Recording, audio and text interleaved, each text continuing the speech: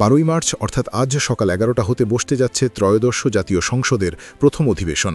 কিন্তু এই অধিবেশন শুরুর আগেই দেশের রাজনৈতিক অঙ্গনে যে অভূতপূর্ব এবং ভয়াবহ এক সংকটের কালো মেঘ ঘনীভূত হয়েছে তা হয়তো নতুন বাংলাদেশের ইতিহাসে এক নতুন মোড় তৈরি করতে যাচ্ছে। গত কয়েকদিন ধরেই রাজধানী ঢাকার রাজপথে এবং রাজনৈতিক দলগুলোর দলীয় কার্যালয়ে এক অদ্ভুত থমথমে পরিবেশ বিরাজ করছে। আজ বিরোধী দলের যে অত্যন্ত গুরুত্বপূর্ণ এবং হাই লেভেলের মিটিংটি অনুষ্ঠিত হয়েছে সেখানে সবচেয়ে উত্তপ্ত আলোচনার বিষয় ছিল আগামীকাল সংসদে রাষ্ট্রপতি শাহাবুদ্দিন চুপ্পুর আসন্ন ভাষণ। বাংলাদেশ জামায়াতে ইসলামী এই ভাষণের বিষয়ে একেবারে ঘোর এবং প্রকাশ্য আপত্তি জানিয়েছে। দলটির নায়েবে আমির ডাক্তার সৈয়দ আবদুল্লাহ মোহাম্মদ তাহের অত্যন্ত দ্ব্যর্থহীন ভাষায় বলেছেন যে এই সংসদের শুরুতে ভাষণ দেওয়ার কোনো নৈতিক বা রাজনৈতিক অধিকার শাহাবুদ্দিন চুপ্পুর নেই। এর পেছনের কারণ হিসেবে তারা বলছেন তিনি পতিত স্বৈরাচারের দোসর এবং স্বৈরাচার সরকার কর্তৃক নিয়োগকৃত একজন ব্যক্তি। ছাত্র জনতার এত বড় একটি বিপ্লবের পর এমন একজন বিতর্কিত মানুষের মুখ থেকে নতুন বাংলাদেশের সংসদের উদ্বোধনী ভাষণ শোনাটা জাতির জন্য চরম অবমাননাকর বলে তারা মনে করছেন। রাষ্ট্রপতি যদি সত্যিই ভাষণ দিতে দাঁড়ান তবে সংসদ কক্ষে এক নজিরবিহীন এবং অনাকাঙ্ক্ষিত দৃশ্যের অবতারণা হতে পারে। ধারণা করা হচ্ছে জামায়াতের সংসদ সদস্যরা হয়তো তীব্র প্রতিবাদে কেবল টেবিল চাপড়াবেন না, তারা স্লোগান দিয়ে অধিবেশন কক্ষ থেকে সরাসরি ওয়াকআউট করবেন। আর এটি হতে যাচ্ছে আগামীকালের অধিবেশনের সবচেয়ে উত্তেজনাকর এবং নাটকীয় মুহূর্ত। এমনকি পরিস্থিতি এমন পর্যায়েও যেতে পারে যে বিরোধী দলের কেউ কেউ নিজ আসনে দাঁড়িয়ে রাষ্ট্রপতির মুখের উপর সরাসরি তার পদত্যাগ দাবি করে বসবেন। অন্যদিকে শুধু জামায়াতে ইসলামী নয়, রাজনৈতিক অঙ্গনের নতুন এবং শক্তিশালী শক্তি এনসিপিও বসে নেই। ছাত্র জনতার আন্দোলনের ফসল হিসেবে উঠে আসা এই দলটির অবস্থান অত্যন্ত কঠোর। এনসিপি নেতা এবং সংসদ সদস্য নাহিদ ইসলাম আজ যে কড়া হুঁশিয়ারি উচ্চারণ করেছেন তা দেশের ভবিষ্যৎ রাজনীতির জন্য এক অশনি সংকেত। তিনি অত্যন্ত স্পষ্ট ভাষায় ইঙ্গিত দিয়েছেন যে তাদের হয়তো আরও একটি নতুন লড়াইয়ের জন্য প্রস্তুতি নিতে হবে। নাহিদ ইসলাম গভীর আশঙ্কা প্রকাশ করেছেন যে দেশ হয়তো পুনরায় গণতন্ত্রের খোরসে একদলীয় স্বৈরতন্ত্রের দিকে ফিরে যেতে চাইছে। জনগণের রক্তের বিনিময়ে যে স্বাধীনতা অর্জিত হয়েছে তা কিছুতেই হাইজ্যাক হতে দেয়া হবে না বলে তিনি সাফ জানিয়ে দিয়েছেন। কিন্তু এবার তারা ছেড়ে কথা বলবেন না। সম্পূর্ণ প্রস্তুতি নিয়েই তারা মাঠে নামতে চান। প্রয়োজনে আবারও রাজপথ উত্তপ্ত করার মতো কঠিন সিদ্ধান্ত নিতেও তারা পিছুপা হবেন না। দর্শক, এই যে এত ক্ষোভ, এত হুঁশিয়ারি, এর পেছনের মূল কারণটা আসলে কি? এর কেন্দ্রবিন্দুতে রয়েছে সেই ঐতিহাসিক জুলাই সনদ। আগামীকালের অধিবেশনের আগে এই জুলাই সনদই রাজনৈতিক দলগুলোর মধ্যে, বিশেষ করে ক্ষমতাসীন দল এবং বিরোধী দলগুলোর মধ্যে প্রধান বিভাজন রেখা বা রেড লাইন হয়ে দাঁড়িয়েছে। পরিস্থিতি আরও ঘোলাটে হয়েছে যখন সুপ্রিম কোর্টের দুজন আইনজীবী এই জুলাই সনদ এবং গণভোট অধ্যাদেশের বৈধতা চ্যালেঞ্জ করে হাইকোর্টে একটি রিট দায়ের করেছেন। হাইকোর্ট ইতিমধ্যে 4 সপ্তাহের সময় দিয়ে একটি রুল জারি করেছেন যেখানে জানতে চাওয়া হয়েছে কেন এই অধ্যাদেশ এবং সনদকে অবৈধ ও অসাংবিধানিক ঘোষণা করা হবে না। আর ঠিক এই আইনি মারপ্যাচ ঘিরেই শুরু হয়েছে রাজনৈতিক কাদা ছোড়াছুড়ি। জামায়াতে ইসলামীর সেক্রেটারি জেনারেল মিয়া গোলাম পরোয়ার অত্যন্ত গুরুতর একটি অভিযোগ তুলেছেন।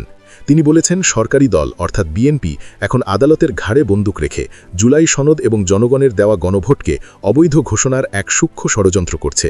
তার মতে বিপ্লবের পর যে আইনি এবং সাংবিধানিক কাঠামো তৈরি হয়েছিল তাকে আদালতের দোহাই দিয়ে বাতিল করার এই চেষ্টা অত্যন্ত জঘন্য একটি রাজনৈতিক চাল।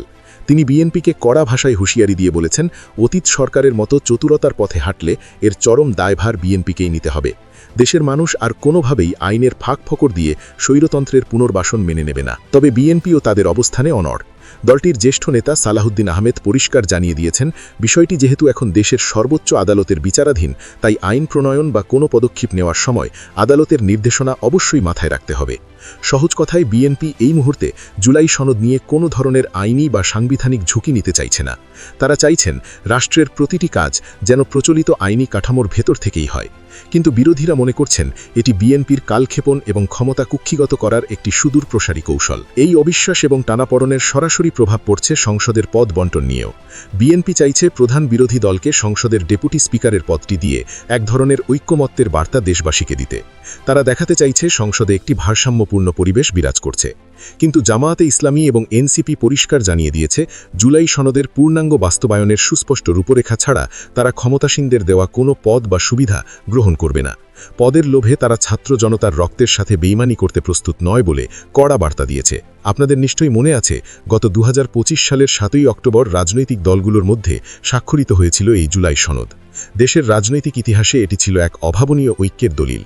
এরপর গত 12ই ফেব্রুয়ারি জাতীয় নির্বাচনের দিনই ভোটাররা এই সনদের পক্ষে তাদের রায় দেন, যেখানে প্রায় 7% বা তারও বেশি মানুষ গণভোটে হ্যাঁ ভোট দিয়ে এই সনদকে অনুমোদন করেছিলেন। জনগণের এত বড় একটি ম্যান্ডেটকে এখন আইনি জালে আটকে ফেলার চেষ্টা বিরোধী দলগুলো কোনোভাবেই মেনে নিতে পারছে না। এই সংকটের কফিনের শেষ পেরেকটি হয়তো থুকছে শপথ গ্রহণের বিষয়টি। বিএনপি নবনির্বাচিত সংসদ সদস্যদের সংবিধান সংস্কার পরিষদের সদস্য হিসেবে শপথ নেওয়ার চিঠি সরাসরি প্রত্যাখ্যান করেছিল। তাদের যুক্তি অত্যন্ত পরিষ্কার। তারা বলছেন বাংলাদেশের সংবিধানে এই ধরনের কোনো পরিষদের অস্তিত্ব নেই। প্রচলিত সংবিধানের বাইরে গিয়ে তারা কোনো শপথ নিতে রাজি নন। আর বিএনপির এই অবস্থানের কঠোর সমালোচনা করেছেন এনসিপি নেতা আসিফ মাহমুদ। তিনি অভিযোগ করেছেন যে বিএনপি আসলে ডুয়েল গেম বা দ্বিমুখী খেলা খেলছে এবং এর মাধ্যমে তারা জনগণের দেওয়া রায়কে চরমভাবে অবমাননা করছেন। আসিফ মাহমুদ মনে করেন আগস্ট বিপ্লবের স্পিরিট ধারণ না করে বিএনপি কেবল ক্ষমতার রাজনীতিতে মেতে উঠেছে। রাজনৈতিক দলগুলোর মধ্যকার এই যে আস্থার চরম সংকট তা নতুন বাংলাদেশের স্থিতিশীলতার জন্য সবচেয়ে বড় হুমকি হয়ে দাঁড়িয়েছে। অন্তর্বর্তীকালীন সময়কার যে নতুন জাতীয় ঐক্যমত গড়ে উঠেছিল তা যদি এবার ভেঙে পড়ে তবে 5ই আগস্টের ছাত্র জনতার সেই ঐতিহাসিক অর্জন ধূলিসাৎ হতে খুব বেশি সময় লাগবে না। আগামী কয়েক সপ্তাহের মধ্যে দেশের সর্বোচ্চ আদালত এবং জাতীয় সংসদ কী সিদ্ধান্ত নেয় মূলত তার উপরেই নির্ভর করছে জুলাই সনদের ভবিষ্যৎ এবং এই দেশের আগামী দিনের গণতান্ত্রিক রূপরেখা।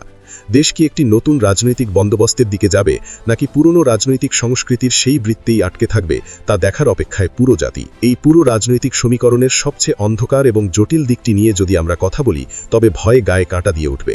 একটু গভীরভাবে খেয়াল করলে দেখবেন ক্ষমতাসীন দল বিএনপি আসলে অত্যন্ত সুকৌশলে একটি দ্বিমুখী খেলা খেলছে।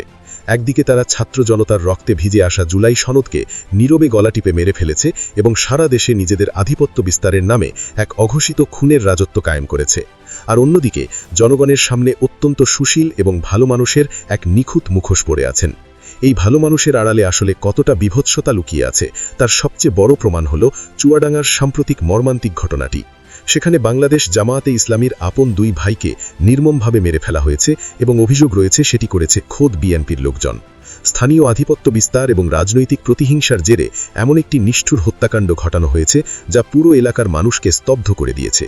কিন্তু সবচেয়ে বড় আশ্চর্যের বিষয় হল এই ধরনের নির্মম রাজনৈতিক হত্যাকাণ্ডকে অত্যন্ত সুচারুভাবে আড়াল করতে বর্তমান সরকার অত্যন্ত সুকৌশলে বিভিন্ন ধর্মীয় কার্ড খেলছে এবং সমাজে নিজেদের একটি পরিচ্ছন্ন সুশীল ইমেজ তৈরি করার চেষ্টা চালিয়ে যাচ্ছে। তারা চাইছে ধর্মীয় অনুভূতির জায়গাগুলোকে ব্যবহার করে সাধারণ মানুষের ক্ষোভকে প্রশমিত করতে। উদাহরণস্বরূপ বলা যায় চুয়াডাঙ্গায় যখন এই দুই ভাই শহীদ হলেন তখন দেশের একজন শীর্ষস্থানীয় এবং জনপ্রিয় আলেম হিসেবে শাইখ আহমদ আল্লাহর উপর একটি নৈতিক দায়িত্ব ছিল এই অন্যায়ের বিরুদ্ধে অন্তত একটি প্রতিবাদী বাক্য উচ্চারণ করার। দেশের লক্ষ লক্ষ তরুণের কাছে তিনি একজন আইডল। কিন্তু সরকার এখানেও রাজনীতির চরম চালটি চেলেছে। তারা অত্যন্ত কৌশলে শাইখ আহমদ আল্লাহকে রাষ্ট্রীয় জাকাত ফান্ডের কোনো একটি দায়িত্ব বা সম্মাননার নামে কাছে টেনে নিয়ে এক প্রকার সিস্টেমের ভেতর নিয়ে এসেছে। এর ফলে যা হওয়ার ঠিক তাই হয়েছে। সিস্টেমের কাছে দায়বদ্ধ হয়ে পড়া এই আলেম হয়তো এখন শহীদ দুই ভাইয়ের জন্য প্রকাশ্যে একটি ইন্না লিল্লাহ পড়ার সাহসও দেখাতে পারবেন না। তিনি সারা দেশে বিএনপির দ্বারা সংঘটিত কোনো ধরনের অপকর্মের যে প্রতিবাদ সেটুকু আর করতে পারবেন না। ধর্মীয় ব্যক্তিদের রাষ্ট্রীয় কাঠামোর সুযোগ সুবিধা দিয়ে এভাবে নীরব করে দেওয়ার কৌশল রাজনীতিতে নতুন না হলেও নতুন বাংলাদেশে এটি অত্যন্ত হতাশাজনক। আমরা আসলে বাইরে থেকে রাজনীতির যে সাদাকালো চিত্র দেখি ভেতরের প্রকৃত বাস্তবতা আসলে তার চেয়েও বহুগুণ বেশি ভয়ঙ্কর এবং জটিল, যা এক কথায় কল্পনাতীত। প্রতিটি দলেরই নিজস্ব এজেন্ডা এবং টিকে থাকার নিরন্তর সংগ্রাম চলছে।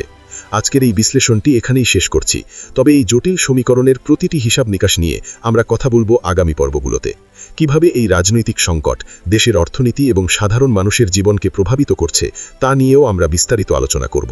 চোখ কান খোলা রাখুন এবং সত্যের সাথে থাকুন এবং চ্যানেলটি সাবস্ক্রাইব করে বেল আইকনটি বাজিয়ে রাখুন।